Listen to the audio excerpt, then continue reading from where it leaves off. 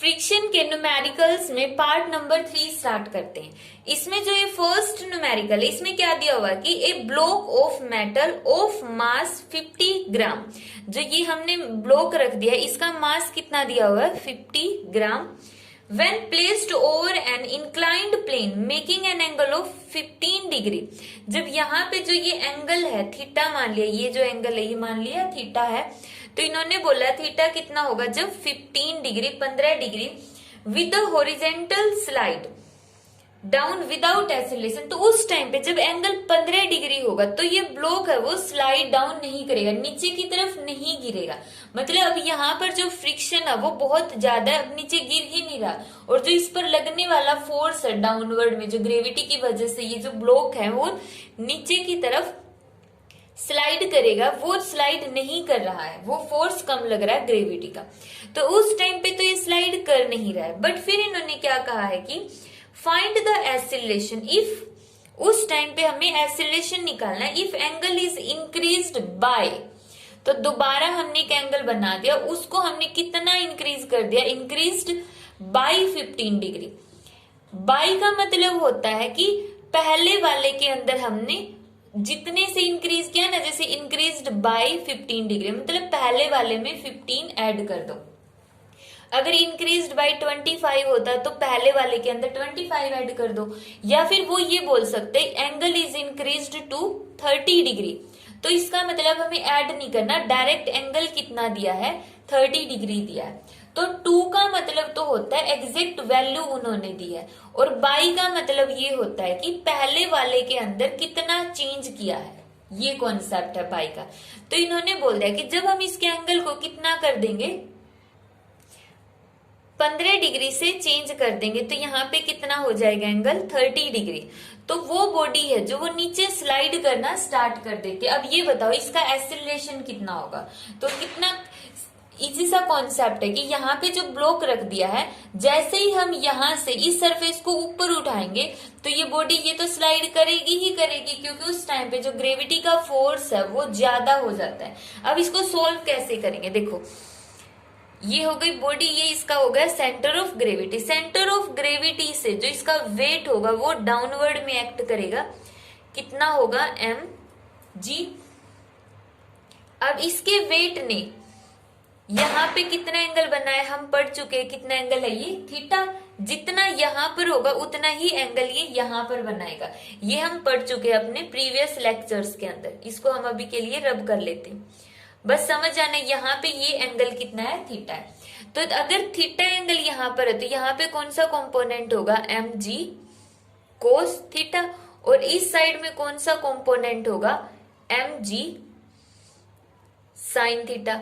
अब जो ब्लॉक है वो इस इंक्लाइंड सरफेस पर इतना फोर्स डाल रहा, तो ये जो इंक्लाइंड सरफेस होगा वो भी ब्लॉक पर फोर्स डालेगा, अपोजिट डायरेक्शन में रिएक्शन देगा r, और वो रिएक्शन कितनी होगी mg कोस थीटा के इक्वल होगी।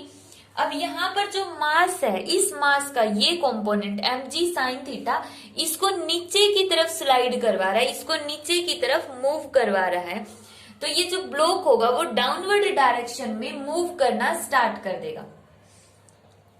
अब लेकिन फ्रिक्शन क्या होगा, अपोजिट डायरेक्शन में फ्रिक्शन एक्ट करेगा, तो यहाँ पे क्या किसका रोल आ गया, अब फ्रिक्शन का रोल आ गया। अपोजिट डायरेक्शन में फ्रिक्शन ने अपना रोल प्ले करना स्टार्ट कर दिया, वो इसको ब्लॉक को नीचे मूव करने नहीं देगा।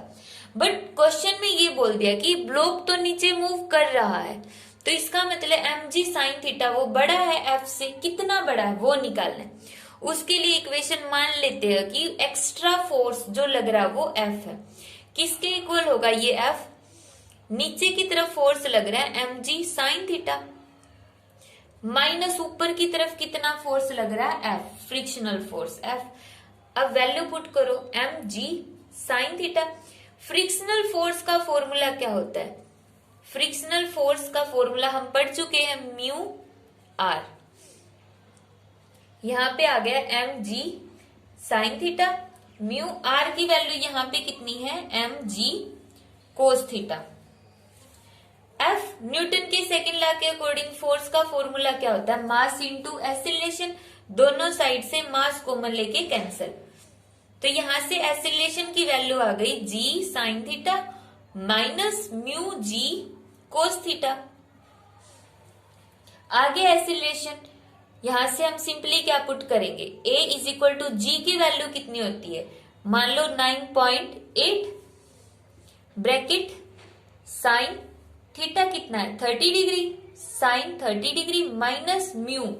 अब हमें यहाँ पे म्यू तो पता ही नहीं है, म्यू कितना है, म्यू क्या होता है यहाँ पे कोफिशिएंट ऑफ स्टैटिक फ्रिक्शन, ये वाला कोफिशिएंट ऑफ स्टैटिक फ्रिक्शन, उसकी वैल्यू हम कैलकुलेट कर सकते हैं। कैसे कैलकुलेट करेंगे, फर्स्ट स्टेटमेंट के अंदर जो फर्स्ट पार्ट है उसके अंदर देखो क्या दिया गया है कि जब यहाँ पर हम एंगल कितना रखते हैं, ये वाला एंगल जब 15 डिग्री का होगा तो ब्लॉक नीचे मूव नहीं कर रहा है, तो इसका मतलब 15 डिग्री एंगल पर यहाँ पर फ्रिक्शनल फोर्स ज्यादा है, तो म्यू का फॉर्मूला किसके इक्वल हो जाएगा, tangent of alpha. Tangent alpha की वैल्यू कितनी है 15 डिग्री। अब टेंजेंट 15 की वैल्यू स्टेटमेंट में दी मिलेगी, तो उसकी वैल्यू कितनी होती है 0.2679। तो ये म्यू की वैल्यू हमने स्टेटमेंट से निकाल ली है, क्योंकि हमारे पास ये अल्फा नहीं थीटा ही बोल दो, बल्कि थीटा, क्योंकि यहाँ पे हमने थीटा मानना है ना इसको, जो ये 15 डिग्री एंगल हमने लिया था मान लो उसको हमने थीटा मानना है, तो टेंजेंट थीटा पुट कर दिया म्यू का फॉर्मूला, तो ये आ गया म्यू। म्यू की वैल्यू यहाँ पे पुट करो 0.2679। उसके बाद है कोस थीटा की वैल्यू 30 डिग्री। अब यहां से जब हम इसको पूरी वैल्यू को सोल्व करके साइन 30 की वैल्यू पुट करेंगे 1/2, कोस 30 की वैल्यू √3/2, ये सारी वैल्यू पुट करने के बाद जब हम एक्सीलरेशन निकालेंगे तो हमारे पास आएगा 5.2 मीटर पर सेकेंड स्क्वायर। मीन्स जो ये ब्लॉक है इतने एक्सीलरेशन के साथ नीचे की तरफ मूव कर रहा है। तो ये था हमारा फर्स्ट क्वेश्चन। नेक्स्ट क्वेश्चन दिया है, एक coin is placed on an inclined plane. एक इंक्लाइंड प्लेन के ऊपर ये हमने कॉइन रख दिया है, which makes an angle theta with the horizontal, जिसने होरिजेंटल के साथ कितने एंगल बनाए हुए theta. When theta becomes 13 degree, जब थीटा की वैल्यू कितनी हो जाती है 13 डिग्री हो जाती है, the coin begins to slide down, जो कॉइन होता है वो नीचे की तरफ स्लाइड करना स्टार्ट हो जाता है। What is the coefficient of static friction between the coin and the inclined surface? यहाँ पे coefficient of static friction निकालना है। coefficient of static friction कैसे निकालेंगे, वही mu s is equal to tangent theta. Mu s की value हमें पता है किसके इक्वल होती है, टेंजेंट थीटा। तो सिंपल है, टेंजेंट थीटा की वैल्यू कितनी होगी यहाँ पे 13 डिग्री, तो ये आ गई टेंजेंट 13 डिग्री, ये हो गया कोफिशिएंट ऑफ स्टैटिक फ्रिक्शन। ये तो हो गया सबसे सिंपलेस्ट वे। और अगर हमें इसको सिंपली वही लंबे वाले मेथड से करना तो उसके लिए यही नीचे की तरफ इसका वेट हो गया, वेट को हमने मान लिया W, और यहां पर क्या कंपोनेंट हो जाएगा इसका W कोस थीटा, यहां पर हो जाएगा W साइन थीटा, और यहां पे आ गया फ्रिक्शनल फोर्स, और ऊपर की तरफ हो गई इसकी normal reaction.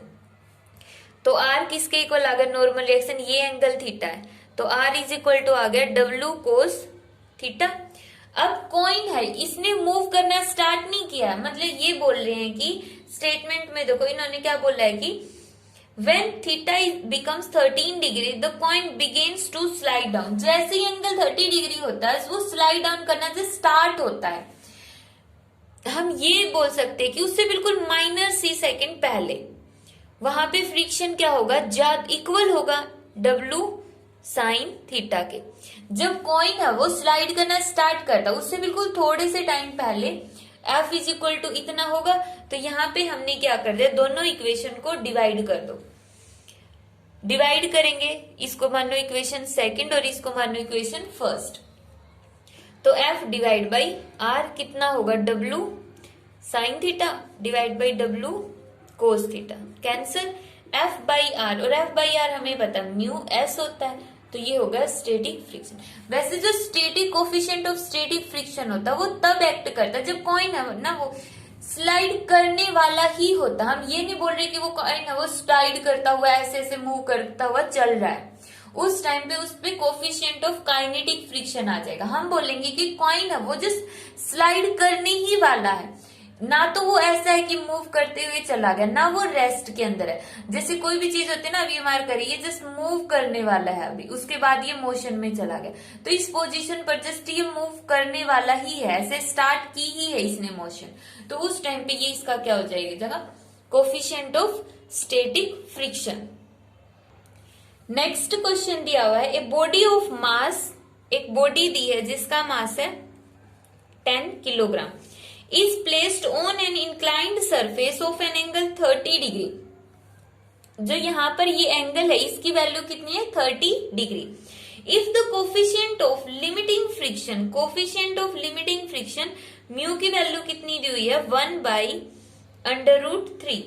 Find the force required to just push the body up the inclined surface. अब ये बॉडी है इंक्लाइंड सरफेस पे रखी हुई, तो इसका मतलब ये डाउनवर्ड डायरेक्शन में स्लाइड कर रही है, बट अगर हम चाहते ये बॉडी ऊपर की तरफ मूव करे तो उस टाइम पे हमें कितने फोर्स की रिक्वायरमेंट होगी, तो वो फोर्स कैलकुलेट करना है, यहाँ पर हमें फोर्स कैलकुलेट करना है। तो इसके लिए सबसे पहले इस बॉडी के कंपोनेंट निकाल लेते हैं। ये सेंटर ऑफ ग्रेविटी जहां से इसका वेट एक्ट करेगा नीचे की तरफ, एम जी, यहां पे ये हो गया इसका एम जी कोस थीटा, ये एंगल थीटा है, यहां पे क्या हो गया एम जी साइन थीटा। ये एंगल थीटा कैसे होगा, तो वो अपने प्रीवियस लेक्चर थ्योरी में देख सकता है, थ्योरी में हमने बताया कि ये एंगल थीटा कैसे होगा। अब जो सरफेस होगा ये इंक्लाइंड सरफेस, इस ब्लॉक को नॉर्मल रिएक्शन देगा आर। तो यहां पर देखो जैसे ये ब्लॉक है, इस फोर्स की वजह से एम जी साइन थीटा की वजह से नीचे की तरफ स्लाइड करने लगेगा, तो यहां पर ऊपर की तरफ यहां पर क्या आ जाएगा, एक फ्रिक्शनल फोर्स आ जाएगा, ठीक है। बट अब हमें क्या करना, बॉडी के अंदर मोशन हमें ऊपर की तरफ करवानी है। बॉडी के अंदर हम इन्होंने दिया हुआ है क्वेश्चन के अंदर कि बॉडी है वो ऊपर की तरफ मोशन कर रही है। अब अगर हम सिंपली कोई और फोर्स लगाए ही ना, सिर्फ इसको ऐसे ही छोड़ दे, तो ये बॉडी नीचे की तरफ जा रही है, ऊपर जा ही नहीं रही है, तो फ्रिक्शनल फोर्स कहां पर होगा, ऊपर की तरफ। बट जैसे ही हम इस बॉडी पर फोर्स लगाएंगे, अब अप्लाइड फोर्स कर दिया हमने, फ्रिक्शन की जगह यहाँ पर अप्लाइड फोर्स है, ये हमने इस बॉडी को पकड़कर ऊपर खींचने लग गए, तो अब फ्रिक्शन की डायरेक्शन क्या हो जाएगी, अपोजिट डायरेक्शन में। फ्रिक्शन कहां पर लगता है, अप्लाइड फोर्स से अपोजिट, तो अब फ्रिक्शनल फोर्स आ जाएगा इस तरफ। तो हमें ये बताना है कि अब इस बॉडी को ऊपर की तरफ ले जाने में हमें कितना फोर्स देना पड़ेगा, कितना फोर्स देना पड़ेगा। ऊपर की तरफ लगा रहे हैं एफ फोर्स, और नीचे कौन कौन लेकर जा रहा है बॉडी को, m g sine theta plus frictional force F, ये बॉडी को नीचे की तरफ स्लाइड करवा रहे हैं।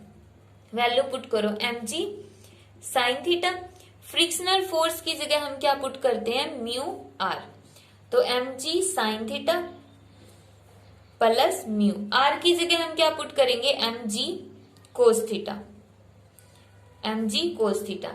एम की वैल्यू कितनी दी हुई है 10, जी की वैल्यू कितनी दी हुई है, जी की वैल्यू 9.8।